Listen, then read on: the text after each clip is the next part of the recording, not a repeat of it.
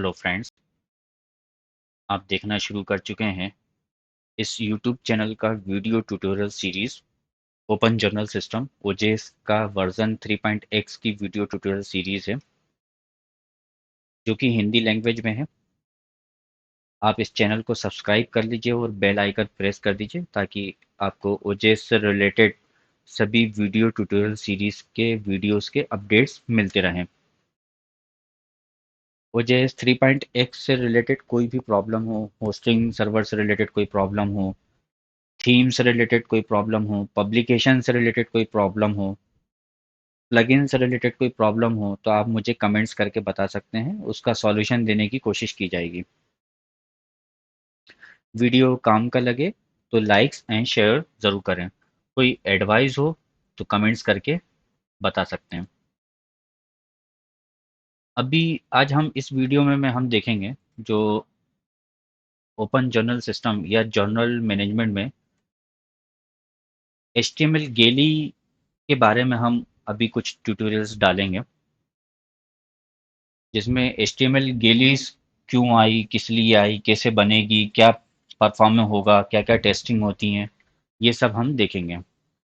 इस वीडियो में मैं आपको HTML गेली का एक इंट्रोडक्शन, स्कोप, हिस्ट्री, क्या क्या हुआ, क्या क्या बदलाव हुए, करंट सिचुएशन क्या है, ये मैं हम इस वीडियो में जानेंगे। नेक्स्ट कुछ वीडियोस में हम HTML गेली को बनाने की क्या मेथड है और किस तरीके से बनाई जाती है, ये सब चीज़ें हम देखेंगे। HTML गेली एक्चुअली है क्या, क्या ज़रूरत पड़ी, थोड़ा सा हम पास्ट की तरफ चलते हैं तो आपको पता चलेगा। जैसा कि हम पहले क्या होता था कि जर्नल अपना जो पब्लिकेशन होता था वो प्रिंट फॉर्म में होता था, फिजिकल फॉर्म में होता था। ठीक है, अगर हम पास्ट की बात करें तो फिजिकल फॉर्म में होता था।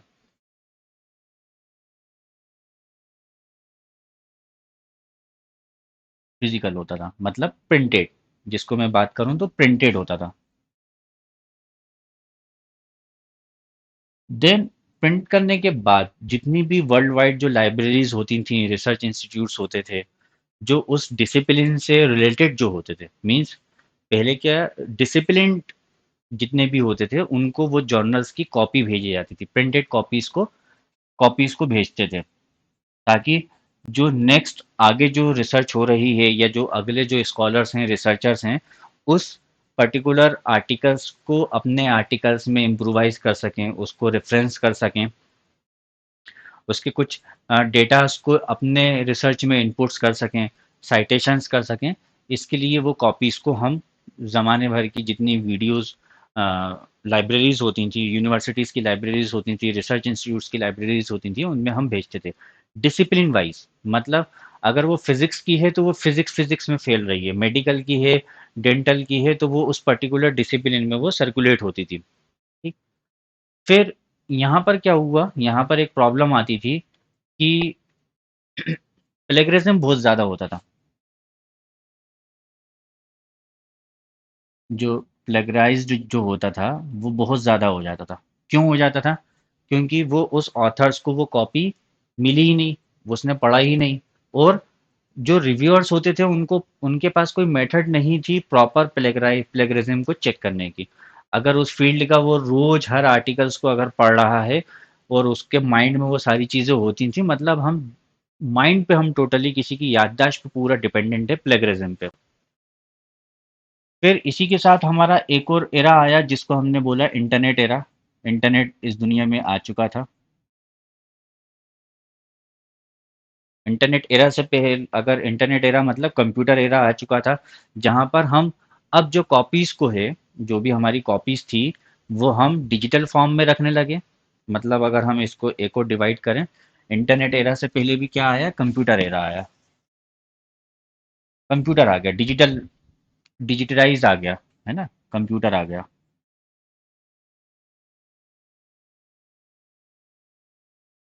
तो अब हम क्या करने लगे, अब हम सारी कॉपीज को जो थी वो हमारी हम डिजिटल फॉर्म में रखने लगे। ठीक है, डिजिटल फॉर्म में रखने लगे। अब डिजिटल फॉर्म में रखने के से ये फ़ायदा हुआ कि अब जो भी हमारी कॉपीज आती थी लोग डिजिटल फॉर्म में सर्कुलेट करने लगे, प्रिंट कॉपी के साथ साथ डिजिटल फॉर्म में सर्कुलेट करने लगे। या अगर हमारे पास प्रिंट कॉपीज रिसीव हो गई तो हम डिजिटल फॉर्म में भी उसको डिजिटल लाइब्रेरी में कन्वर्ट करने लगे। तो हमारा कुछ हद तक हम प्लेगरिज्म हम अपना रिड्यूस कर पाए। देन उसके बाद नेक्स्ट हमारा इंटरनेट आ गया, जहां हमने प्रिंटेड कॉपीज को इंटरनेट कॉपीज मतलब ई डिजिटल कॉपी हम उसको प्रिंट करने लगे, जहां पर सारी कॉपीज जो हैं डिजिटल फॉर्म में रहने लगी। और अब हम कह सकते हैं कि अब हमारा प्लेगरिज्म होना इम्पॉसिबल है। तो यहाँ पर जो फॉर्म जिस फॉर्म में डेटा डलता था, जिस फॉर्म में यहाँ पर डेटा होता था, वो फॉर्म जो होता था वो HTML फॉर्म होता था। कौन कौन सी आई? हम यहाँ पर प्रिंट ले रहे थे, हम प्रिंट करके भेज रहे थे, कुरियर कर रहे थे, यहाँ पर प्रिंटेड ही यहाँ पर भी प्रिंट चल रहा था। प्रिंट प्रिंट यहाँ पर हम माइंड पे पूरे डिपेंड हो रहे थे, दिमाग के याददाश्त पे डिपेंड हो रहे थे। डिजिटल फॉर्म आया, यहाँ पर हमने कुछ परसेंटाइल तक हमने डिजिटल में हमने प्लेगरिज्म को रिड्यूस करा, यहाँ पर रिड्यूस हुआ। एज वेल एज अब मैं आप बात करूं सर्कुलेशन की, जो कॉपीज हम सर्कुलेट कर रहे थे, जो हम सेंड कर रहे थे, कुरियर कर रहे थे, यहाँ पर हम कॉपीज को हम कुरियर जो कर रहे थे, तो हमारा सर्कुलेशन जो था वो पूरी यूनिवर्सिटी पूरी वर्ल्ड वाइड उसको सर्कुलेट करना, हर एक ऑथर्स तक पहुंचाना, कितने करोड़ों रिसर्चर दुनिया में बैठे हुए हैं, उन तक सर्कुलेट करना इम्पॉसिबिलिटी था। तो हमारा जब कंप्यूटर आया तब भी हमारा वो चीज़ पॉसिबिलिटी नहीं हुई, जब इंटरनेट आया तब वो चीज़ पॉसिबिलिटी हुई कि अब कोई भी गूगल पे या सर्च इंजन पे या बिंग के सर्च इंजन पे या याहू के सर्च इंजन पे सर्च करके आपके HTML आपके डेटास को वो एक्सेस कर सकता था, जो कि HTML फॉर्म में होता था। ठीक है, मतलब प्रिंट और HTML ये दो अलग अलग प्रिंटिंग मेथड हैं। हम यहाँ पर डिजिटल फॉर्म में प्रिंट कर रहे हैं, यहाँ पर हम प्रिंट फॉर्म में कर रहे हैं। यहाँ पर क्या हो रहा था, यहाँ पर डिजिटलाइज में हम जस्ट पीडीएफ गेली ले रहे थे, पीडीएफ हम पीडीएफ फॉर्म में हम ले रहे थे, जो कि पीडीएफ से हम प्रिंट चला रहे थे और पीडीएफ को हम डिजिटली स्टोर कर रहे थे, या वर्ड फाइल में हम सेव कर ले रहे थे, या और भी बहुत सारे डॉक्यूमेंट टाइप ऑफ डॉक्यूमेंट्स आए थे जिसपे हम सेव कर ले रहे थे, CDR में भी कई लोग सेव कर रहे थे। बट ये हाईली हो गए, वर्ड और पीडीएफ एक कॉमन प्लेटफॉर्म था, तो हम इस फॉर्म में हम उसको डिजिटलाइज करने लगे।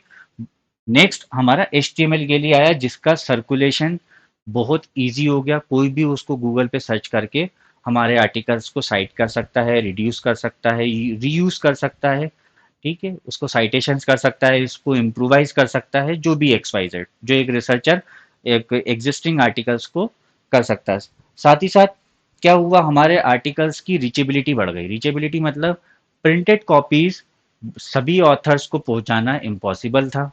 वर्ल्ड वाइड जितने भी उस फील्ड से रिलेटेड, उस डिसिप्लिन से रिलेटेड जितने भी रिसर्चर थे, डॉक्टर्स थे, इंजीनियर्स थे, उन तक को पहुंचाना इम्पॉसिबल था। हमने उसको डिजिटलाइज में भी कुछ हद तक पॉसिबिलिटी करा, यूनिवर्सिटी लेवल पे वो पॉसिबल हुआ। देन उसके बाद अब वो ग्लोबल लेवल पे पॉसिबल हुआ, मतलब अब दुनिया के किसी कोने में कोई आर्टिकल रिसर्च होती है, वो पब्लिश्ड होता है तो वो दुनिया के हर एक कोने में बसे हुए हर शहर, हर छोटे बड़े शहर में हर एक आदमी अपने इंटरनेट के थ्रू उस आर्टिकल्स को HTML फॉर्म में रीड कर रहा है। तो यहाँ पर हमें HTML डॉक्यूमेंट्स का, हमारे जर्नल में, हमारे पब्लिकेशन में HTML का जो इम्पोर्टेंस है, वो आज की डेट में ये हो गया है कि 100%, मतलब इसके बगैर आपका काम नहीं चलेगा। आप एक बार PDF मत बनाओ, चलेगा, लेकिन आपको HTML हर हालत में बनाना है। हर हालत में HTML को आपको बनाना है। एक बार क्या बोला मैंने, एक बार आप प्रिंट मत करो, एक बार आप PDF मत बनाओ, चलेगा, लेकिन विदाउट HTML आपके पब्लिकेशन का जो इम्पोर्टेंस है, पब्लिकेशन का जो यूज है, सर्कुलेशन के जो यूज है, वो मेथड जो है वो टोटली अनयूज्ड हो जाएगी अगर आप HTML नहीं करते हैं तो। आज भी ऐसे मैं देखता हूँ, बहुत से जर्नल ऐसे हैं जो आज भी 200-300 साल पुरानी मेथड्स पे चल रहे हैं, प्रिंटिंग कर रहे हैं। और प्रिंट में प्रिंट के खिलाफ नहीं हूँ, लेकिन आज की डेट में विदाउट HTML गेली के कोई रोल नहीं रह जाता है आपकी पब्लिकेशंस का, कोई इंपॉर्टेंस नहीं है। वो रीचेबिलिटी ही नहीं आएगी, वो सर्च इंजन में डिस्प्ले में ही नहीं आएंगे, सर्च इंजन अंडरस्टैंड नहीं कर पाएंगे, यूनिवर्सिटीज़ के आर्काइविंग में अंडरस्टैंड नहीं कर पाएंगे। तो ये टोटल जो हमारी approach H T M L galleries की है, वो ये है कि हमें जो हमारी एग्जिस्टिंग जो पास्ट में हमारी जितनी प्रॉब्लम्स थी उन सब का सॉल्यूशंस जो है एच टी एम एल गेली। एच टी एम एल गेली के साथ साथ एक और गेली जो इंट्रोड्यूस हुई वो एक्स एम एल गेली, जिसमें और एडवांसमेंट आ गया, जो एच टी एम एल में कुछ जो कमियां थी, HTML में जो कुछ प्रॉब्लम्स थी, या हम यूं कह सकते हैं कि HTML is a human readable और XML is a digital readable, दोनों गैलीज थे। ये डिजिटली रीडेबिलिटी होती है, जो कंप्यूटर्स, जो दूसरे जो सिस्टम हैं, जो डिजिटल इलेक्ट्रॉनिक सिस्टम है, उनकी रीडेबिलिटी के लिए, और ये HTML ह्यूमन रीडेबिलिटी के लिए। अब यहाँ पर सर्च इंजन का क्या रोल है? अगर आपने कोई पीडीएफ डाला है, या वर्ड फाइल डाला है, या कोई और फॉर्मेट में डाला है, या जेपीजी फॉर्म में डाला है, तो प्रॉब्लम क्या होगी? प्रॉब्लम ये होगी कि वो सर्च इंजन इनको रीड ही नहीं कर पाता। सर्च इंजन इनको रीड नहीं कर पाता, है ना? सर्च इंजन इनको रीड नहीं कर पाता। सर्च इंजन को क्या मालूम कि इस पीडीएफ के अंदर क्या लिखा हुआ है, इस जेपीजी में क्या लिखा हुआ है। पीडीएफ का और वर्ड का तो फिर भी कुछ हद तक वो अंदर के कंटेंट्स को, कीवर्ड्स को लर्न कर लेते हैं, पढ़ लेते हैं, बट उसको वेब एज ए वेब उसको एक्सेप्ट कभी भी नहीं करेंगे। एज ए वेब किसको एक्सेप्ट करेंगे? HTML को। हमारे जो जितना भी वेब चलता है वो HTML के थ्रू चलता है, HTML डॉक्यूमेंट्स के थ्रू चलता है। इट मीन्स कि आप प्रिंटिंग कर रहे हैं, आपने उसको इंटरनेट में पीडीएफ फॉर्म में डाल दिया, तो उसका जो रेस्पॉन्स, उसका जो बेनिफिट है, वो इंटरनेट एरा में जो इसका बेनिफिट है वो ज़ीरो है, 0%। ठीक है? मतलब मैं इस एरा में कोई भी आप किसी भी फॉर्मेट को या किसी भी मेथड को फॉलो करते हैं, इट मीन्स कि आप अभी भी पुरानी मेथड्स में हैं। आप अपने ऑथर्स को प्रॉपर वैल्यूएशन, जो उसकी इम्पोर्टेंस है, उसका जो स्कोप है, जो उसका प्रमोशन है, वो उसको करके नहीं दे रहे हैं। अगर आप इस मेथड पे हैं, वो मेरी नज़र में तो मैं आप पब्लिकेशन एथिक्स में उसको मैं नहीं मानूंगा कि आप पब्लिकेशन 100% पब्लिकेशन एथिक्स को फॉलो कर रहे हैं। पब्लिकेशन एथिक्स पास्ट में कुछ भी रहा हो, हमें उससे कोई मतलब नहीं है, लेकिन लेटेस्ट में विदाउट HTML, मतलब आप कहीं ना कहीं आप अपने ऑथर्स के साथ कहीं ना कहीं कंजूसी कर रहे हैं, उनके साथ जो उनको प्रॉपर उनके आर्टिकल्स को जो मिलना चाहिए था वो नहीं मिल रहा है, जो प्लेटफॉर्म मिलना चाहिए था वो नहीं मिल रहा है। तो आप अपने ऑथर्स को HTML गेली का भी बेनिफिट दें।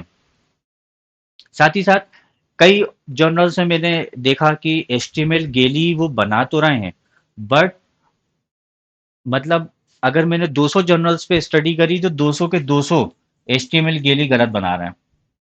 200 के 200 HTML गेली गलत बना रहे हैं। मीन्स मैं शॉर्ट में बताऊं तो 99% लोग गेलीस, HTML गेलीस रॉन्ग बना रहे हैं। HTML गेलीज में भी इम्प्रोवाइज्ड हुआ है, इसका भी खुद में बहुत बड़ा हिस्ट्री है। 85 से स्टार्ट हुआ था, इसकी भी बहुत बड़ी हिस्ट्री है। डे बाय डे इसमें इम्प्रोवाइज्ड हुआ। आज की डेट में 2020 में कुछ अलग होगा, 80 में अलग होगा, 90s में अलग होगा, 2000s में अलग होगा, है ना? 2021, अब 21 सेंचुरी जो 21st चल रहा है आज की डेट में, इसमें कुछ अलग होगा। तो क्या इम्प्रोवाइज्ड हुआ, क्या क्या इम्प्रोवाइज्ड हुआ, उसके अकॉर्डिंग हमें अपने अपकमिंग जो भी हमारे पब्लिकेशंस हो रहे हैं वो उसमें हमें अमेंडमेंट करना होगा। अब XML भी बन रहा है। एक एक एरा ऐसा चला है जिसमें XML की बहुत ज़्यादा इंपॉर्टेंस थी। मेडिकल के अंदर जो पबमेड है, वो टोटल पबमेड XML जो है वो XML रीडेबल है। मतलब पबमेड बहुत स्ट्रांगली XML को रीड करके, उनके सर्वर्स आपके डेटास को रीड करके प्रॉपर सर्कुलेट, प्रॉपर उसको साइटेशंस में हेल्प करते थे। तो XML की भी इंपॉर्टेंस है एज वेल एज HTML की भी इंपॉर्टेंस है। मीन्स आप जस्ट पीडीएफ देके आप अपने ऑथर्स को, मतलब मैं डायरेक्टली बोलूँ तो इडियट बना रहे हैं आप। तो अपने ऑथर्स को इडियट ना बनाएं, और उसको HTML या XML गेलीज पे उसको लेकर आए, अपने प्लेटफॉर्म को, अपने पब्लिकेशंस को HTML गेलीज और XML गेलीज भी प्रोवाइड करें। नॉन नॉन मेडिकल अगर है तो वो एक्सएमएल के लिए इसका उसका कोई इंपॉर्टेंस नहीं है, क्योंकि सिर्फ मेडिकल में ही पबमेड का हमें एक्सएमएल के लिए ज़रूरत पड़ती है, अदरवाइज सब जगह, अब वो सब जगह लोग जो हैं एचटीएमएल को ही रीडेबिलिटी में लेकर आ रहे हैं। धीरे धीरे हो सकता है पबमेड भी एचटीएमएल पे ही लेकर आए, लेकिन उसके लिए ज़रूरी है वर्ल्ड वाइड जितने भी जर्नल्स चल रहे हैं वो टोटल एचटीएमएल के जितने भी स्टैंडर्ड्स हैं उसको फॉलो करें।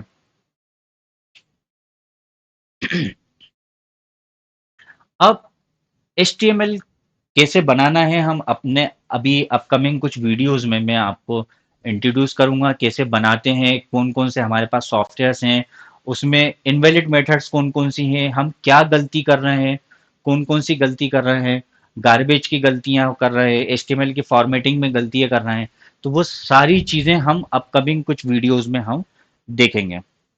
अब एचटीएमएल क्या है ये मैं आपको इसी वीडियोस में बता देता हूँ। HTML stands for Hypertext Markup Language।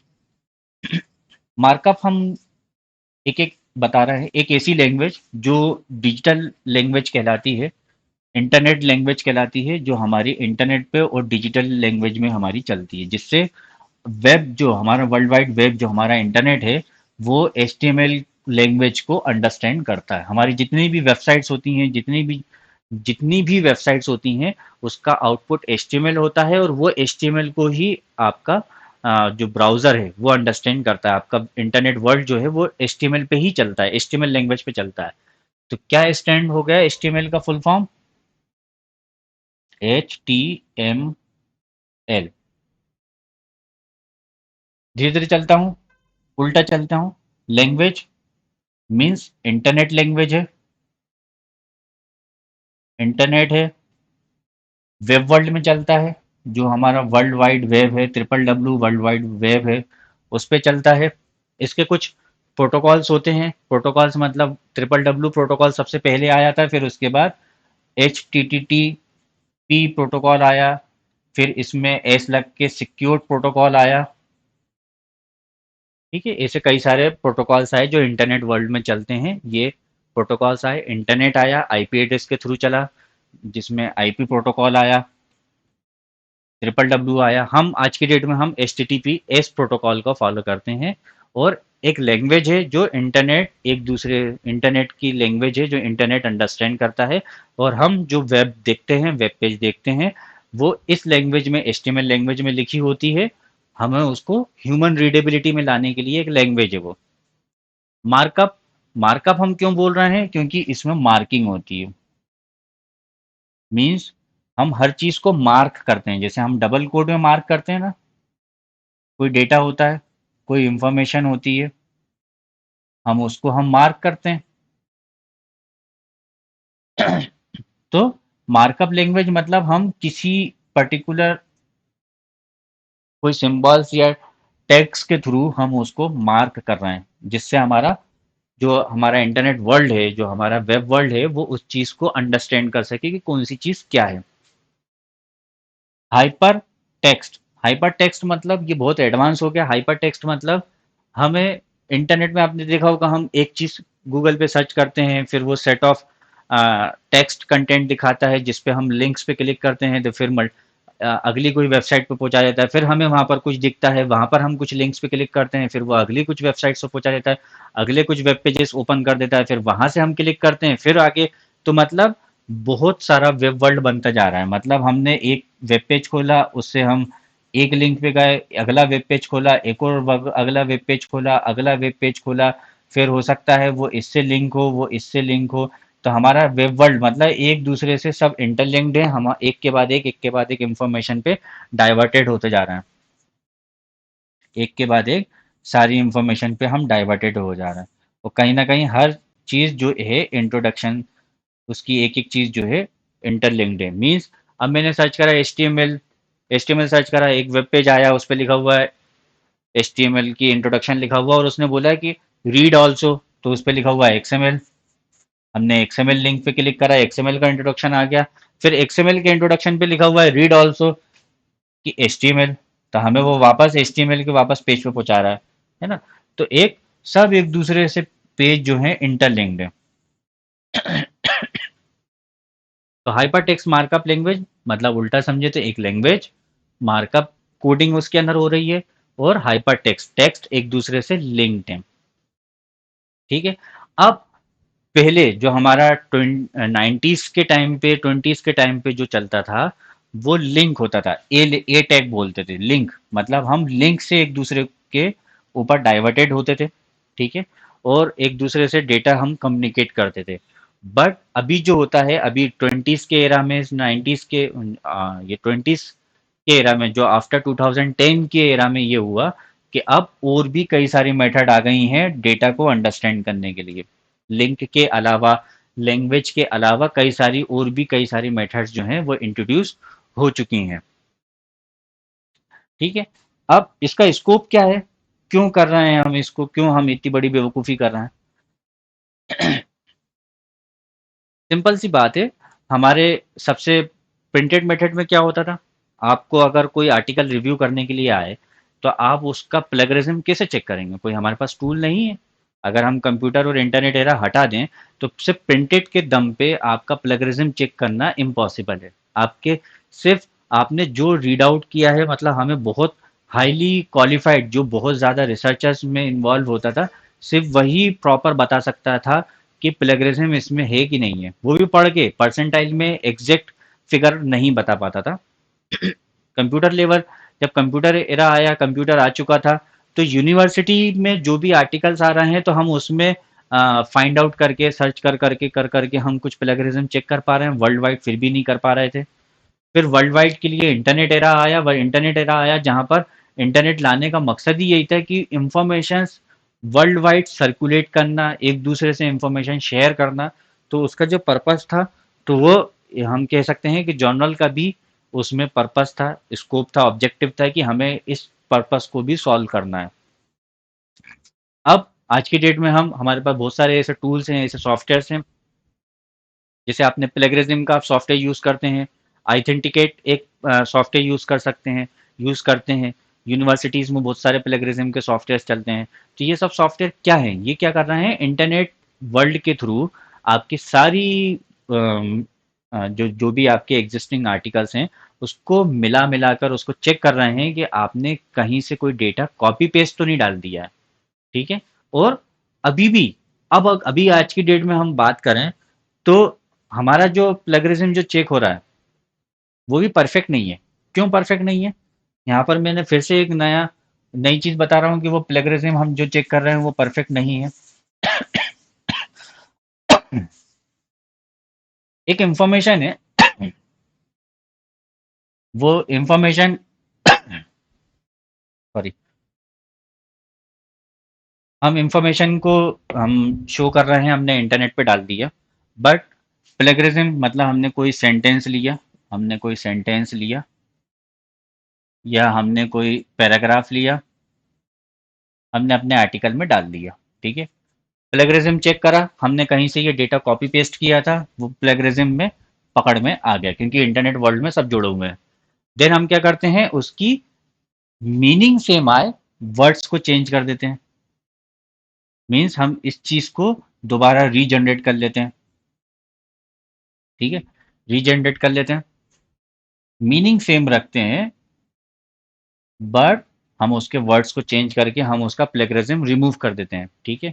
Means अगर मैं चाहूँ, तो किसी की रिसर्च को एज इट इज कॉपी कर सकता हूँ, लैंग्वेज चेंज कर सके, हमारा इंटरनेट वर्ल्ड में वो प्लेगरिज्म में पकड़ में नहीं आएगा। इट मीन्स कि वो इमीडिएट, हम उस में किसी की भी रिसर्च को, किसी भी पब्लिकेशंस को इमीडिएट उसको पब्लिकेशंस करा सकता हूँ, जस्ट लैंग्वेज चेंज करके। ठीक है। मतलब यहाँ पर हम अभी भी इस केस में भी अभी भी हम प्लेगरिज्म को, या इंफॉर्मेशन को, प्लेगरिज्म को हम नहीं पकड़ पा रहे हैं। यहाँ पर अभी एक रिसर्च एआई में चल रही है, आर्टिफिशियल इंटेलिजेंसी में। मीन्स अगर आपने किसी की एज इट इज रिसर्च को कॉपी कर लिया, जस्ट लैंग्वेज चेंज करके आप उसको प्लेगरिज्म में बच जा रहे हैं, प्लेगरिज्म से बच जा रहे हैं, तो अब आने वाले इंटरनेट वर्ल्ड में ही आर्टिफिशियल इंटेलिजेंसी में भी इसमें रिसर्च चल रही है कि आप कितनी भी लैंग्वेज उसको चेंज कर लो, अगर आपने किसी की research as it is copy paste कर लिया है, किसी रिसर्च स्कॉलर्स का concept as it is, research methods as it is copy कर लिया है आपने, अपना उसमें कोई एफर्ट्स नहीं लगाया, जस्ट उसके आर्टिकल्स की लैंग्वेज चेंज करके आप प्लेगरिज्म से बच रहे हैं। तो आने वाले टाइम में एआई भी आने वाला है, एआई के थ्रू भी प्लेगरिज्म आने वाला है। और कुछ हद तक बहुत बड़े बड़े सॉफ्टवेयर हैं, आइथेंटिकेट जिसमें मैंने एक नाम है, जिसमें एआई का कंसेप्ट अब यूज होने लगा है।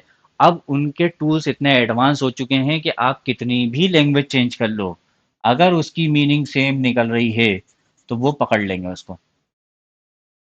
हम क्या कर रहे हैं कि एग्जिस्टिंग जो हमारी रिसर्च थी हमने कॉपी करा, मीनिंग सेम निकल रही है बट हमने वर्डिंग्स को चेंज कर दिया, बात हम एक ही कर रहे हैं, हमने उसकी रिसर्च को कॉपी कर लिया बट वर्ड्स को चेंज कर रहा है, लैंग्वेज को चेंज कर रहा है। तो उस केस में हमारा प्लेगरिज्म पकड़ में नहीं आ रहा था। तो हमें अपने आर्टिकल्स में अपकमिंग जो भी रिसर्च हो रही है, हमें उस लेवल पे भी अपने एचटीएमएल गेलिस को डेवलप करके अपने पास रखना होगा। तो क्या होगा, जो हम अपने ऑथर्स का जो पब्लिकेशंस कर रहे हैं, उस आर्टिकल्स की कॉपी होना, उस आर्टिकल्स को किसी और ऑथर के थ्रू प्लेगरिज्म कर लेना, किसी और ऑथर को उस आर्टिकल का concept as it is copy paste कर लेना, उसको रोकने के लिए हमें ज़रूरी है, सबसे पहले तो प्लेगरिज्म रोकने के लिए एचटीएमएल ज़रूरी है। और वक्त के साथ जो भी आप अपने अब जो इशू पब्लिश करते जाएंगे, उसके साथ साथ जो भी स्टैंडर्ड्स आते जा रहे हैं वो स्टैंडर्ड्स को भी फॉलो करना ज़रूरी है। ठीक है।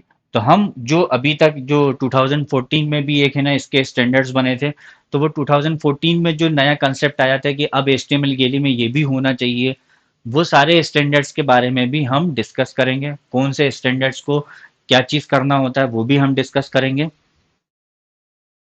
ये सारी चीज़ें हम एचटीएमएल के अपकमिंग वीडियोस में हम ये सारी चीज़ें चेक चेक करेंगे। एचटीएमएल तो बनाना है, साथ ही साथ जो भी अभी तक हमारे स्टैंडर्ड्स आ चुके हैं वो भी हमें फॉलो करना है। साथ ही साथ अब ये वीडियो बना दिया, ये खत्म हो गया, 2 साल 4 साल 5 साल बाद फिर हो सकता है कोई नया स्टैंडर्ड्स आ गया, तो आपको वो सारे नए स्टैंडर्ड्स को भी फॉलो करना है। बहुत से लोगों का ये ऐसा मानना होता है कि we are not a engineer, हम इंजीनियर नहीं है, हम डॉक्टर हैं, हम मैनेजमेंट के हैं, हम फार्मासिस्ट हैं, हम जर्नल चला रहे हैं, हाँ, ये हमारा काम नहीं है। रॉन्ग। ये आप ही का काम है, आपको प्रोग्रामर हायर नहीं करना है। प्रोग्रामर को एचटीएमएल बनाना आता है, उसको प्लेगरिज्म नहीं मालूम, उसको जो भी अपकमिंग पब्लिकेशन स्टैंडर्ड्स आ रहे हैं वो सब नहीं मालूम, और आप एज ए पब्लिशर आप पब्लिकेशन में इन्वॉल्व हैं, आप पब्लिकेशन में इन्वॉल्व हैं, इट मीन्स कि आपको वो सारे पब्लिकेशंस के स्टैंडर्ड्स को फॉलो करना पड़ेंगे, कि ताकि आपके आपका ऑथर हो सकता है किसी का प्लेगराइज डेटा लेकर आ जाए, ठीक है, और जिसका डेटा उसने कॉपी पी, मतलब मैं खुद आज की डेट में एज ए टेक्निकल, हो सकता है कोई मुझे हायर करके बोले यार मेरे पास एक आर्टिकल पड़ा हुआ है ऑलरेडी पब्लिश्ड है, बहुत हाई स्टैंडर्ड का है, बस इतना सा काम करो कि ये प्लेगरिज्म में ना पकड़ में आए। तो मैं क्या करूंगा, एज ए लैंग्वेज लैंग्वेज का जानकार मैं उसकी लैंग्वेज चेंज कर दूंगा, वो प्लेगरिज्म में पकड़ में नहीं आएगा, किसी हालत में पकड़ में नहीं आएगा। ठीक है। और मे भी हो सकता है कि मैंने जिसका कॉपी करा उसका एचटीएमएल गेली डला ही नहीं है, एचटीएमएल गेली डला ही नहीं है, मतलब वो किसी भी सर्च इंजन या प्लेगरिज्म चेक करने के टूल्स में पकड़ में ही नहीं आ रहा है। इट मीन्स कि मैं उस आर्टिकल्स को तुरंत प्रिंट करा लूंगा, तुरंत के तुरंत हम पब्लिकेशंस करा लेंगे। क्या होगा, हमने किसी की रिसर्च को कॉपीराइट में कॉपीराइट कर लिया, कॉपी कर लिया, कॉपीराइट में फंसा लिया, है ना। तो ये सारे स्टैंडर्ड्स धीरे धीरे इंटरनेट वर्ल्ड में भी, पब्लिकेशंस में भी, पब्लिकेशन की प्रोसेस में भी ये धीरे धीरे इम्प्रोवाइज्ड हो रहे हैं। इस इम्प्रूवमेंट को आपको भी फॉलो करना है। अभी तो सबसे बेस्ट, जो अभी तक का सबसे स्टैंडर्ड जो एक जो बेटर, अभी जो सबसे पहला जो इस फील्ड में प्लेगरिज्म की फील्ड में जो सबसे पहले जो आया था, वो डीओआई आया था, डिजिटल ऑब्जेक्ट आइडेंटिफायर। ठीक है। इसके बारे में भी काफ़ी सारी दिक्कतें हैं, लोगों को बहुत कम जानकारी है डीओआई के बारे में, क्यों हम डीओआई ले रहे हैं। बहुत से लोग तो सिर्फ शो ऑफ के लिए डीओआई है, जर्नल्स सिर्फ शो ऑफ के लिए डीओआई, कि हमारे ऑथर्स को डीओआई चाहिए हमने इसलिए डीओआई ले लिया, लेकिन डीओआई के पीछे और भी 10,000 कहानियां होती हैं। हम वो सारे स्टैंडर्ड सिर्फ डीओआई नंबर लेके $1 पे करके हमने काम खत्म कर दिया, नहीं, बहुत सारी चीज़ें होती हैं, क्रॉस रेफरेंसिंग्स होती हैं। अब क्या होती है क्रॉस रेफरेंसिंग, लोगों को इसके बारे में भी पब्लिकेशंस में, ये मैं अपने एक्सपीरियंस से बोल रहा हूँ, मेरे पास रोज किसी ना किसी जर्नल्स वालों का फोन आता है, रोज मैं जर्नल्स को स्टडी करता हूँ। तो क्रॉस रिफ के बारे में भी मिसकंसेप्शन है। क्रॉस रिफ क्या है, रेफरेंसिंग में मिसकंसेप्शन है। मतलब बहुत रेयरली कोई ऐसा जर्नल मुझे मिलता है जिसमें रेफरेंसिंग जो साइटेशन स्टाइल है वो एकदम परफेक्ट होती है। अब साइटेशन स्टाइल में अगर एरर होगी, आपके रेफरेंस में अगर एरर होगी, उसकी स्टाइल में अगर एरर होगी, तो वो क्रॉस रेफर में पकड़ में नहीं आएगा। क्रॉस रेफ में पकड़ में नहीं आएगा, अगेन हम प्लेगरिज्म में फंसेंगे। और आफ्टर सम टाइम्स क्या होता है, बीच बीच में हमारे कॉपीराइट के केसेस बढ़ते जाते हैं। कॉपीराइट क्योंकि फिर कोर्ट में बात पहुंच जाती है, जजमेंट पहुंच जाता है, जुडिशियल में पहुंच जाता है कि ये आपने हमारा कंसेप्ट कॉपी करा, आपने हमारा कंसेप्ट कॉपी करा। इवन इसका उलट भी होता है कि ए बार रिसर्चर ने उस कंसेप्ट को बनाया, बी ने उस कंसेप्ट को कॉपी कर लिया, एज इट इज कॉपी कर लिया, और बी वाला उल्टा केस लगा दे रहा है कि तुमने मेरा मेरा कॉपी करा, मेरा रिसर्च को कॉपी करा। ये अभी बहुत कम केसेस को सुनने को मिलता है। क्यों? क्योंकि अभी भी हमारा पब्लिकेशंस जो है वो 100% स्ट्रांग, 100% तो छोड़ो, 10% स्ट्रांग भी नहीं हुआ है। तो हमें स्ट्रांग करने के लिए हमें अपने हर पब्लिकेशंस वालों को, जो बड़े जर्नल्स हैं, जो आर्काइविंग है, वो स्टैंडर्ड्स अब फॉलो करवा रही हैं, बहुत ज़्यादा फॉलो करवा रही हैं। जिसमें सबसे पहला नाम जो आता है, web of science, Thompson र्यूटर।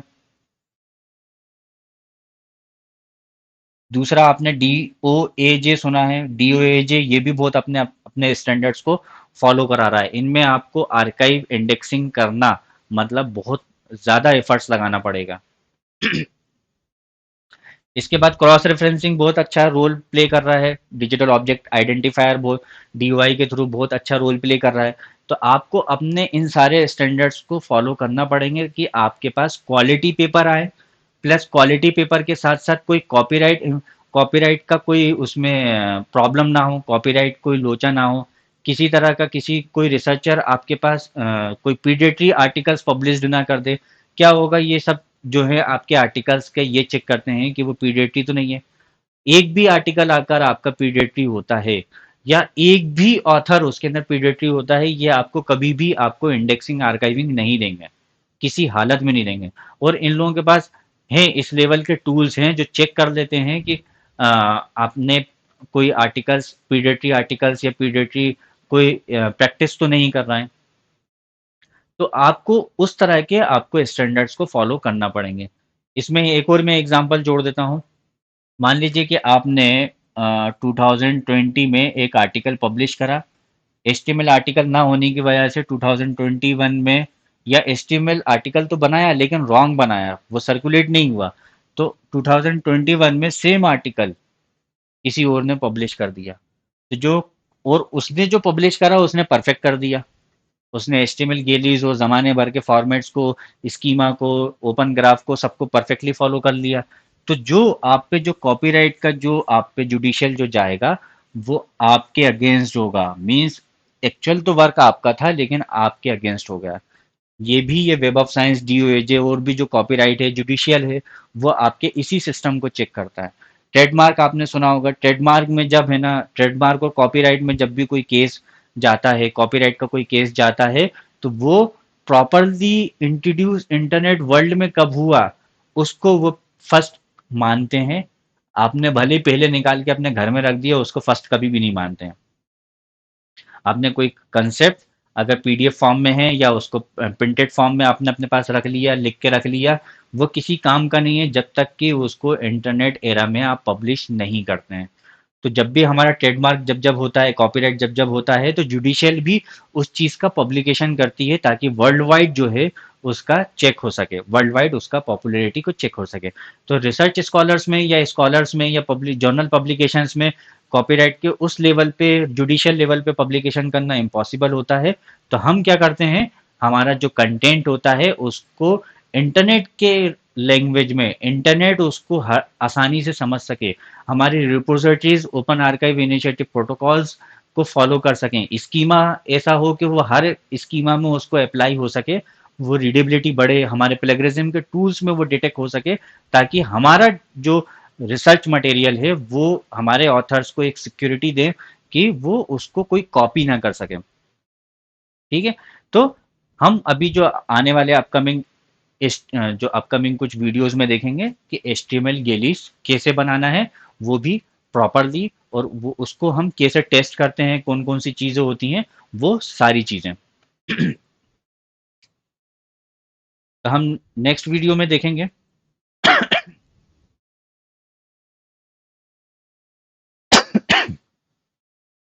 Next video में मैं आपको इनवैलिड HTML का जो इनवैलिड मेथड जनरेशन है, गलत तरीके जो हैं HTML मेथड्स के, HTML बनाने के या HTML के कर लेने के, वो सारे गलत तरीके जो हमें हैं आपको मैं नेक्स्ट वीडियो में बताऊंगा। इस वीडियो में बस इतना ही। Thank you.